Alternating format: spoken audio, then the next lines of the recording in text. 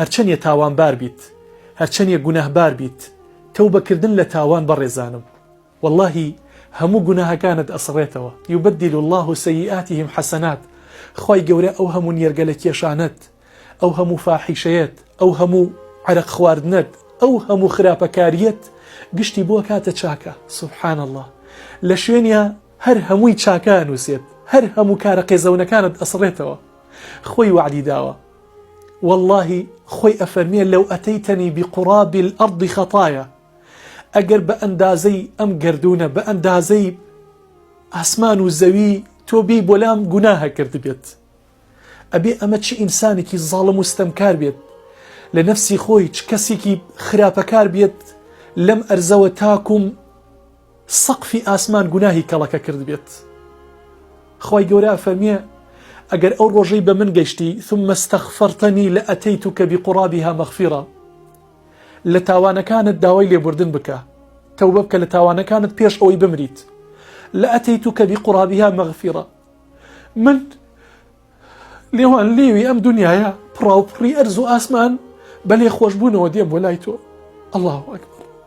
خی گەورە ئەفەرمی ئەگەر ئێوە بستێ لێم نزیک بنەوە من زیڕاعی لێتان نزیکە بمەوە، ئەگەر ئێوە هەنگاو بنێن بۆ لای من بن بە هەڕوەلە دێم بۆ لاتان. گەیشتم بە خوایەک ڕەبون غەفوور، خوایەکی زۆر لێ خۆش بوو، زۆر بەخشندە. بۆیە بەڕێزانم هەرچی گوناهێکت کردووە یەک تەوبەیەک هەمووی ئەسڕێتەوە، خی گەورە چاکەکان لە شوێنیدا ئەنێت. الله ئەکبەر.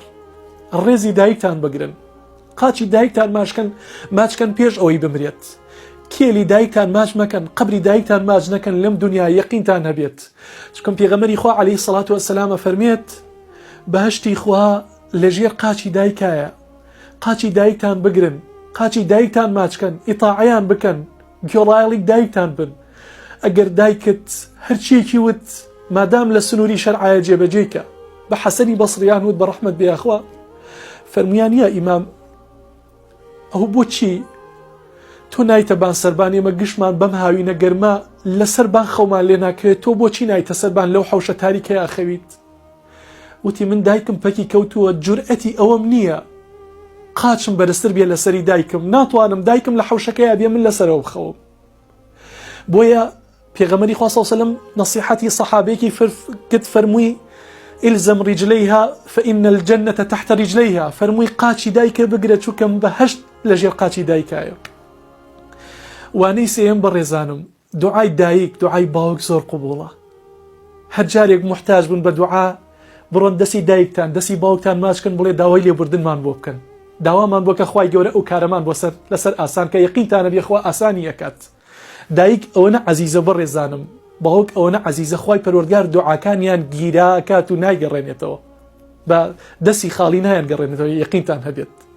دەرسی چوارەم لەم دەعوەت و بانگێشنامەیە بۆ هەموو لایەکمان بەڕێزانم ئەوەیە ئینسانی مسلمان ئەوە نییە کە گوناه نەکات، نا، كل بني آدم خطاء، هەموومان تاوان ئەکەین، بەڵام المؤمن ئینسانی ئیماندار ئەو کەسەیە یعصی الله تاوان ئەکات، بەڵام فإذا عصاه رجع إليه، کە کاتێ تاوانی کرد ئەنجا ئەزانی ئەمە تاوانە و تێی کەوتووە، یەکسەر پەنا ئەباتە بەرچی بە تەوبە، یەکسەر ئەگەڕێتەوە ئەستەغفر الله ئەکات، واز ئەهێنێ لەو تاوانە قێزەونە، جارێتر ناچێتەوە سەری.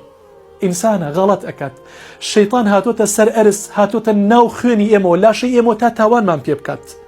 بەڵام باشترین مسلمان و باشترین عەبدی خی پەروەردگار ئەو کەسەیە کە کاتێ تاوان ئەکات لە تاوانەکەی پەشیمانە بێتەوە، ئیعتراف ئەکات بە هەڵەی خۆی، پەنا ئەباتە بەر ڕەحم و بەزەی و میهرەبانی خی پەروەردگار.